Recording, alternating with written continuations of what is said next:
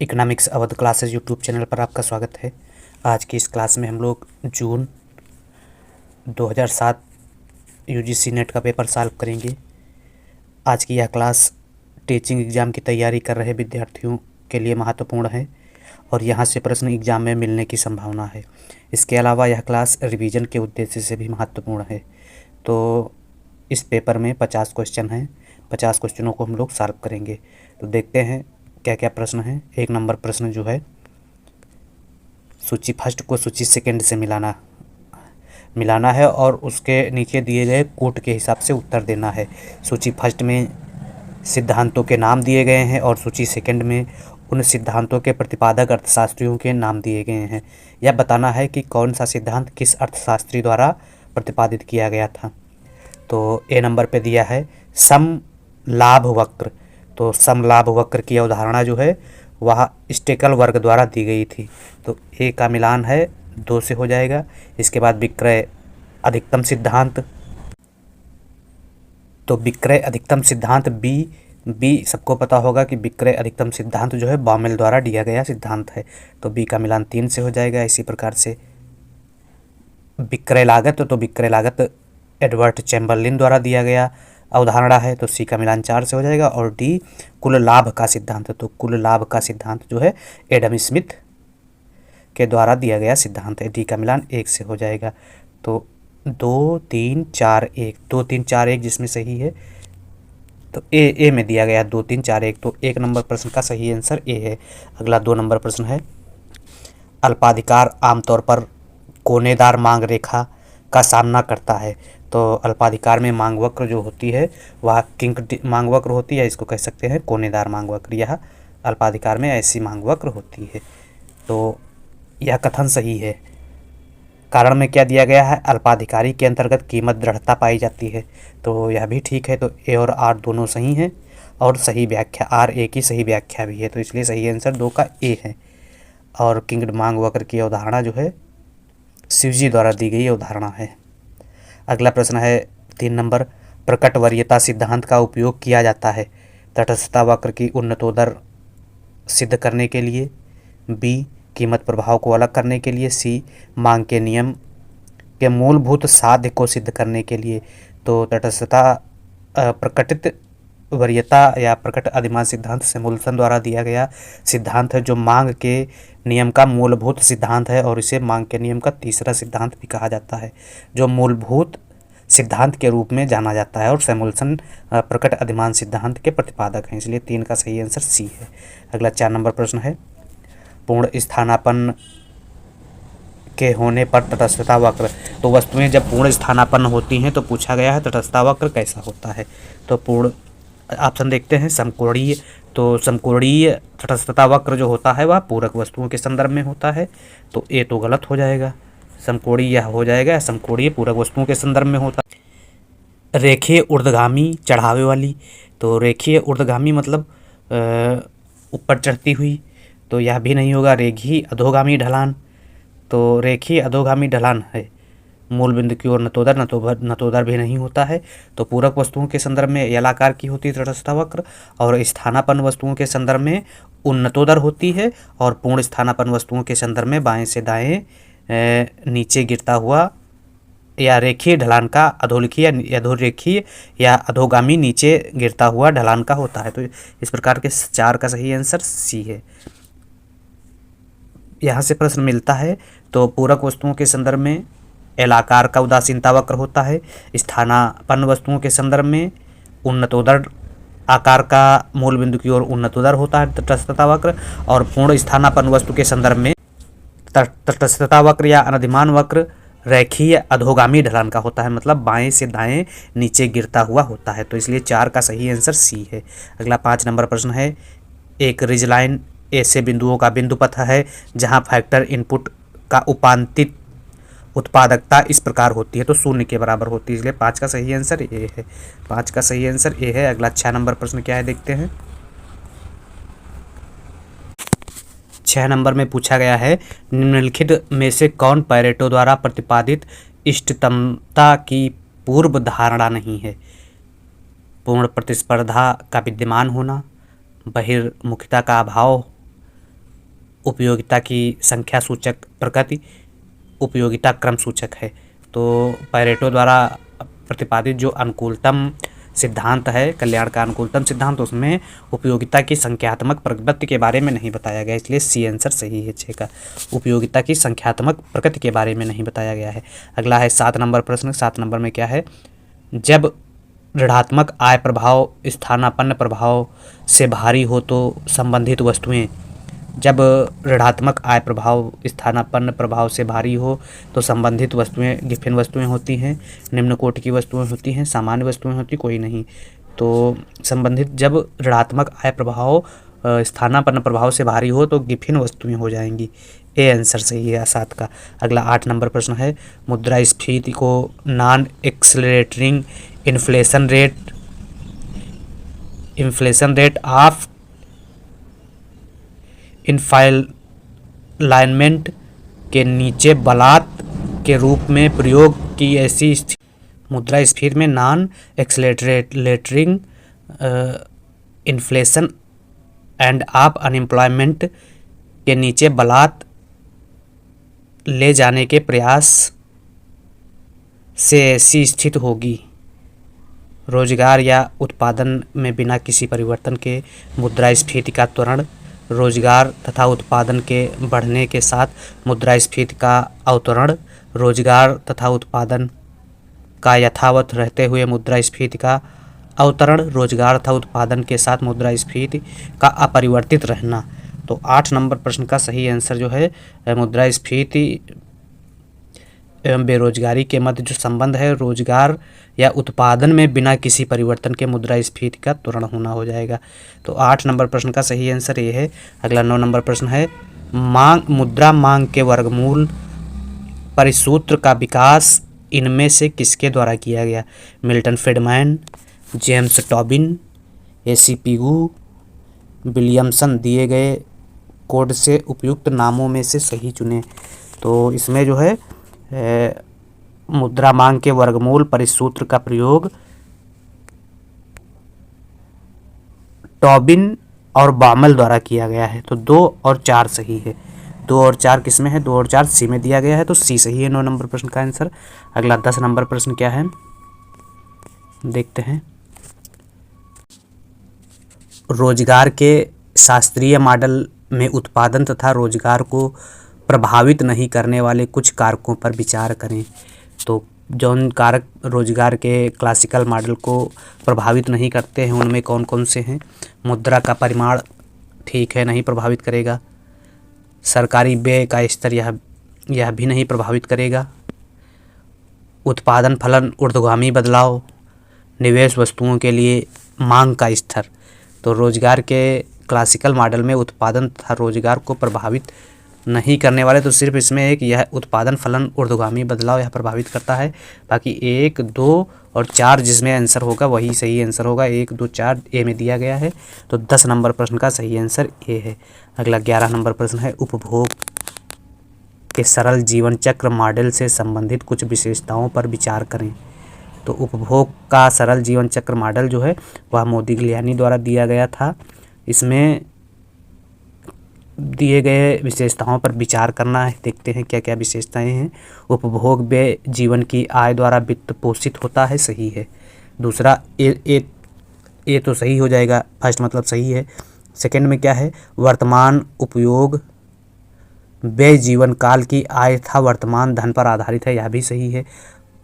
प्रतिवर्ष उपभोग व्यक्ति की आयु प्रत्याशा पर निर्भर होता है, यह गलत है, यह भी गलत है। तो 1 और 2 किसमें सही है? 1 और 2 ए में दिया गया है, तो ए सही है। जीवन चक्र परिकल्पना का प्रतिपादन जो है मोदिग्लियानी द्वारा किया गया था। अल्बर्टो एंडो और बुशबर्ग जो है इनके सहयोगी थे।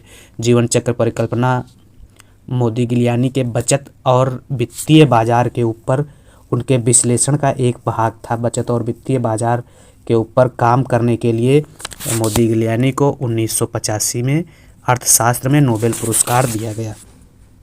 जीवन चक्र परिकल्पना के अनुसार एक व्यक्ति अपने जीवन भर उपभोग की योजना बनाता है और वह अपने पूरे जीवन काल में एक स्थिर उपभोग को बनाए रखता है, जिसके लिए वह अपने कार्यशील जीवन की शुरुआत से पहले डिसेविंग करके उपभोग करता है, जिसकी भरपाई वह अपने कार्यशील जीवन में करता है और अतिरिक्त बचत भी करता है। कार्यशील जीवन के अंत में रिटायरमेंट के बाद वह अपने कार्यशील जीवन में किए गए अतिरिक्त बचत का उपभोग करता है और वह व्यक्ति जब तक मरता है तब तक उसके द्वारा किए गए नेट सेविंग शून्य हो जाते हैं। तो इस प्रकार से बचत की परिकल्पना जो है यह मोदिग्लियानी द्वारा दी गई थी। अगला 12 नंबर प्रश्न है, उपभोग फलन की कुछ परिकल्पनाएं दी गई हैं। इन परिकल्पनाओं में देखना है कौन सी परिकल्पना कब दी गई है, तो उनको उपभोग के कालक्रम के अनुसार व्यवस्थित करना है। तो उपभोग की सापेक्षिक उपभोग की निरपेक्ष आय परिकल्पना इसमें दिया नहीं है, तो किन्स का निरपेक्ष आय परिकल्पना नहीं दिया, तो सापेक्ष आय परिकल्पना 2 नंबर पहले हो जाएगा।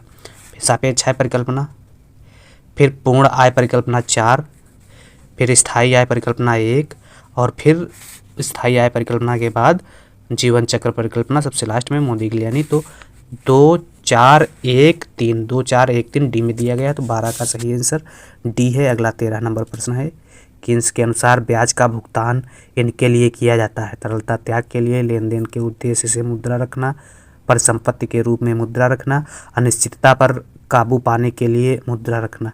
तो किन्स के अनुसार ब्याज का भुगतान करने के लिए जो है तरलता त्याग के लिए ब्याज का भुगतान किया जाता है। तो ए आंसर 13 का सही है। अगला 14 नंबर प्रश्न है, राष्ट्रीय लेखा में व्यय योग्य आय की गणना इस रूप में की जाती है।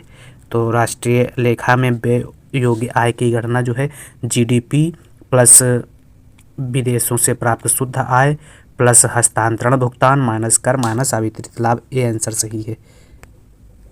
14 नंबर प्रश्न का सही आंसर ए है। अगला 15 नंबर प्रश्न देखते हैं। 15 प्रश्न कहाँ है?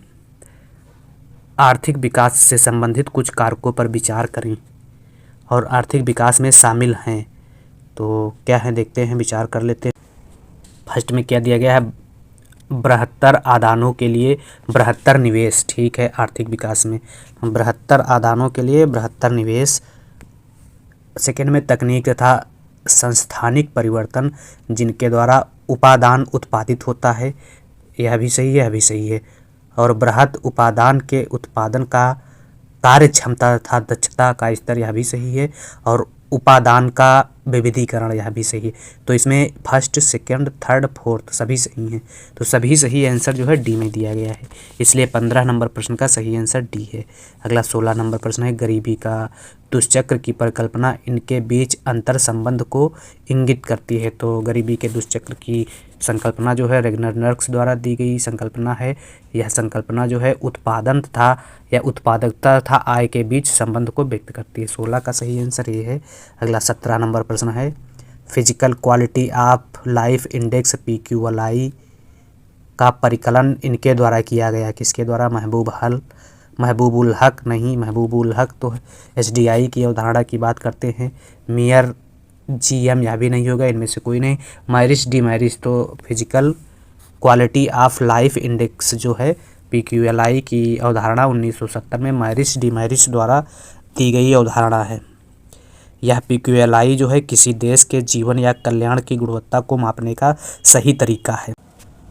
PQLI जो है विकास संकेतक के रूप में बनाया गया है और PQLI 3 आंकड़ों का औसत होता है, जिसमें 3 आंकड़ों में साक्षरता दर, शिशु मृत्यु दर और जीवन प्रत्याशा को लिया गया है।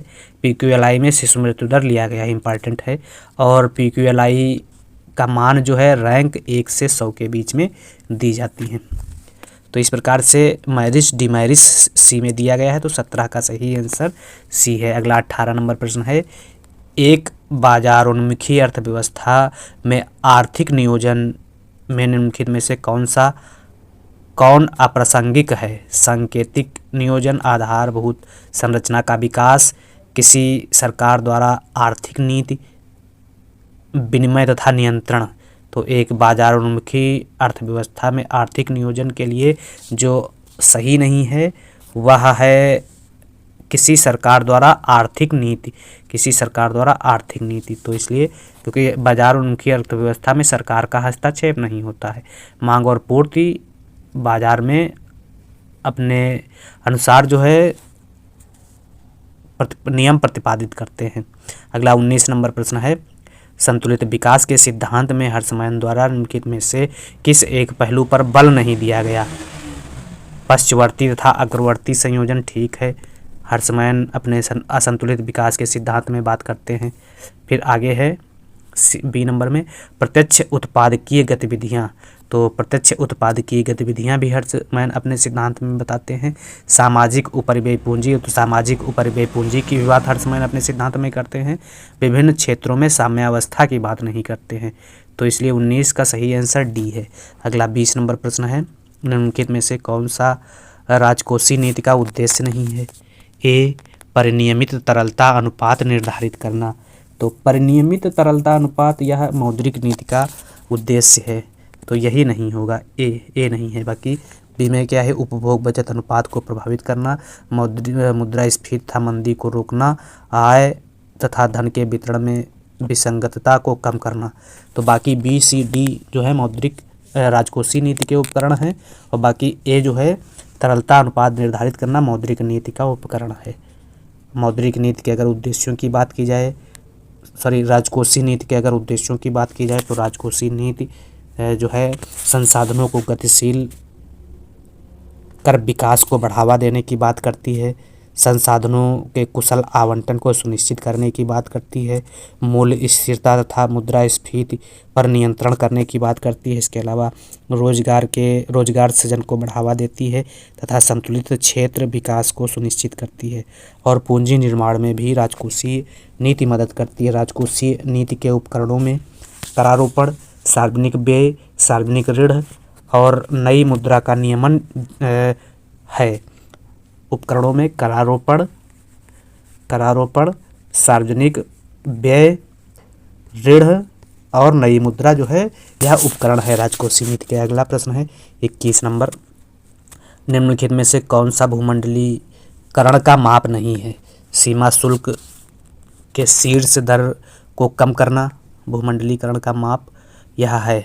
ए है किसी देश में विदेशी संस्थानिक निवेशों के अंतर्प्रवाह का आकार, यह भी है। सार्वजनिक क्षेत्र के इक्विटी का विनिवेश, तो सार्वजनिक क्षेत्र के इक्विटी का विनिवेश जो है भूमंडलीकरण का माप नहीं है। बाकी यह तो सी आंसर सही है, 21 का सही आंसर सी है। अगला 22 नंबर प्रश्न है, निम्नलिखित में से कौन सा युग्म सही सुमेलित नहीं है? तो उत्पादन फलन में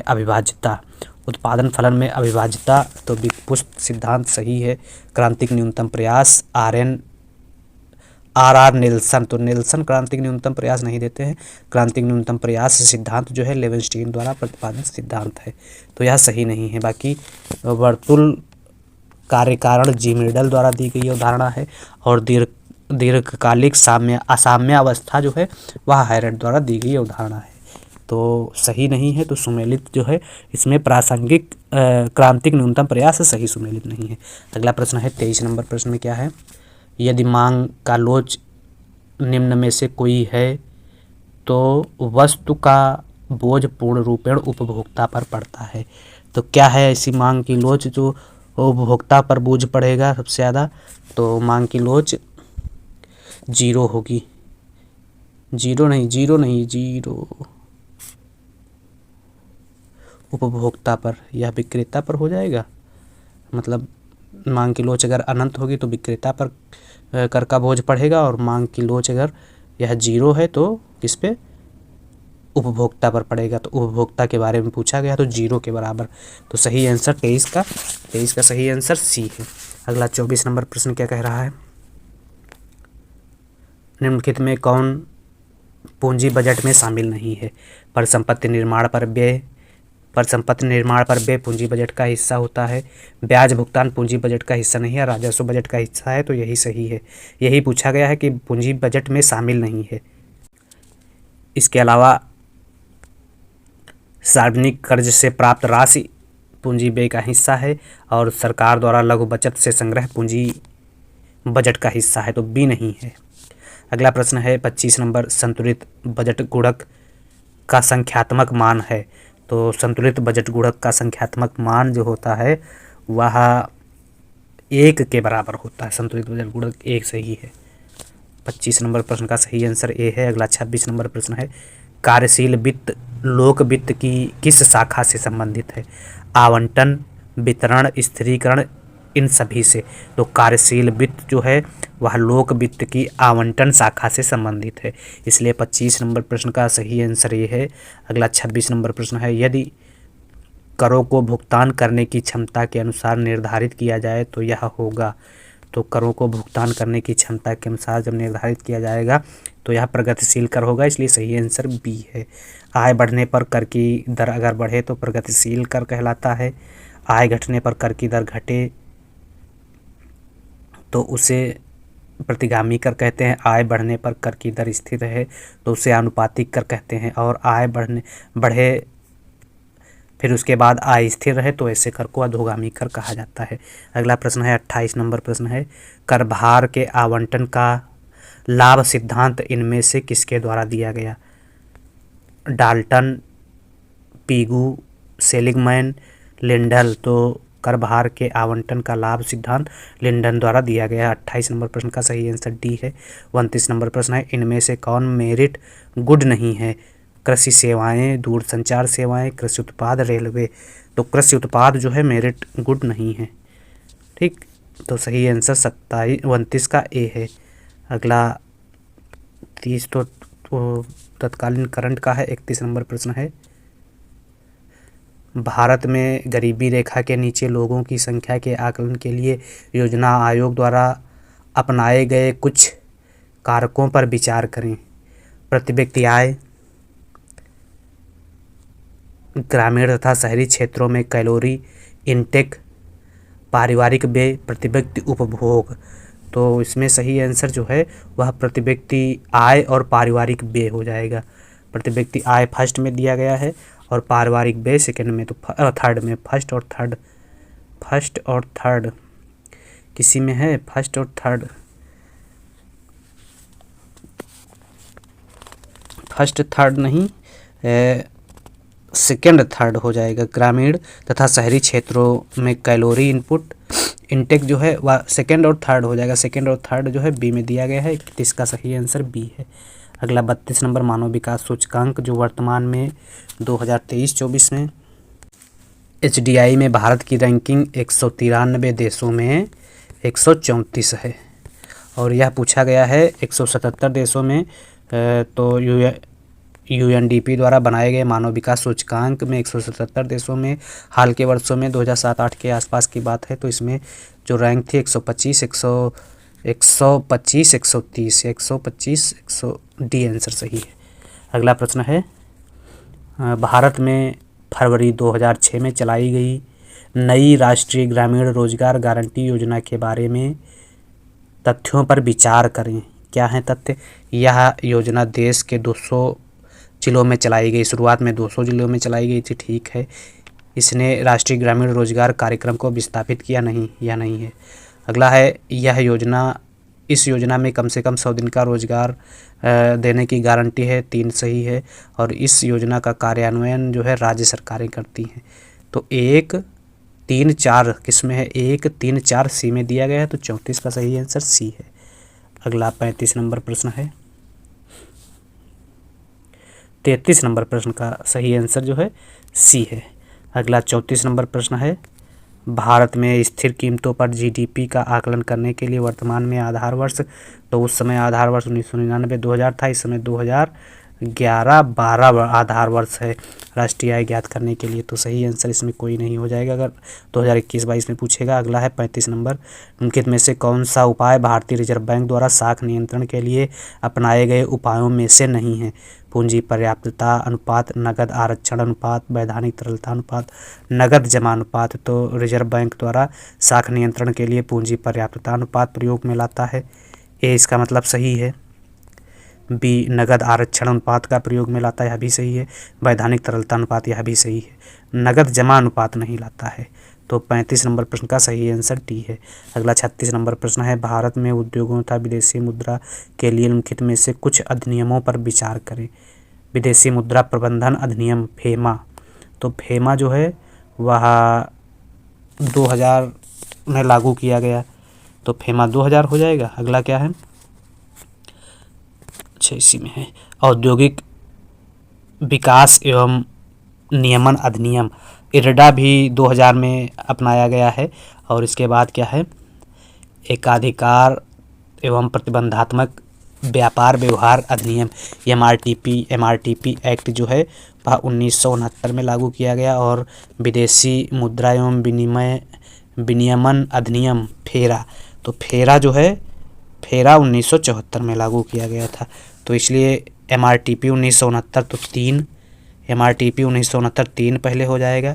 फिर उसके बाद मुद्रा, उसके बाद फिर फेरा हो जाएगा, फेरा 4 हो जाएगा। उसके बाद 3 के बाद 4 हो जाएगा, 3 4 और उधर क्या है विदेशी मुद्रा फेमा, तो फेमा 2000 में हो जाएगा और इरडा 2000 में हो जाएगा। तो सही आंसर इसमें 3 4 किसी में है ही नहीं, 3 4, तो ए मान लेते हैं सही आंसर। अगला प्रश्न है, निम्नलिखित में से कौन अंतर्राष्ट्रीय व्यापार के तुलनात्मक लागत सिद्धांत की अवधारणा नहीं है। इन अवधारणाओं में कौन अवधारणा नहीं है। श्रम मूल्य का श्रम सिद्धांत, पूर्ण प्रतियोगिता, रेखीय समरूप उत्पादन फलन, अपूर्ण प्रतियोगिता, अंतर्राष्ट्रीय व्यापार के तुलनात्मक लागत सिद्धांत की अवधारणा नहीं है। इसलिए 37 का सही आंसर डी है। अगला 38 नंबर प्रश्न है, किसी देश के भुगतान संतुलन में आधिक्य होगा यदि ए समायोजित करने वाली पूंजी ऋणात्मक है, बी समायोजित करने वाली पूंजी धनात्मक है, सी समायोजित करने वाली पूंजी शून्य है और डी उपरोक्त में से कोई नहीं। तो अंतर्राष्ट्रीय व्यापार के किसी देश के भुगतान संतुलन में आधिक्य होने का जो कारण होगा वह होगा समायोजित करने वाली पूंजी जब शून्य होगी। तो सही आंसर क्या हो जाएगा, 38 का सी। अगला 39 नंबर प्रश्न है, पूर्वी एशिया मुद्रा संकट में मुद्रा के ह्रास के मामले में निम्नलिखित में से किस देश को सबसे कम नुकसान हुआ है। तो सिंगापुर को सबसे कम नुकसान हुआ था उस समय, भी हो जाएगा। WTO के कैनकून सम्मेलन का आयोजन किस वर्ष हुआ, तो WTO के कैनकून सम्मेलन का आयोजन 2003 में हुआ था। अगला निम्नलिखित में से किस समिति ने सबसे पहले पूंजी खाता परिवर्तनीयता की जांच की। मल्होत्रा समिति, रंगराजन समिति, तारापोर समिति, चिलैया समिति। तो तारापोर समिति ने है जो है पूंजी खाते परिवर्तनीयता की जांच की थी। तो 41 नंबर प्रश्न का सही आंसर सी है। अगला 42 नंबर प्रश्न है, विदेशी मुद्रा बाजार में सुरक्षा हेजिंग किसे इंगित करता है। अवमूल्यन करना, भविष्य में विदेशी मुद्रा के जोखिम से रक्षा करना, भविष्य में विदेशी मुद्रा के जोखिम से रक्षा नहीं करना और एक से रक्षा करना है, उपरोक्त कोई नहीं। तो विदेशी मुद्रा बाजार में सुरक्षा हेजिंग जो है वह भविष्य में विदेशी मुद्रा के जोखिम से रक्षा करने से संबंधित है। इसलिए 42 का सही आंसर जो है वह सी है। 42 का सही आंसर सी।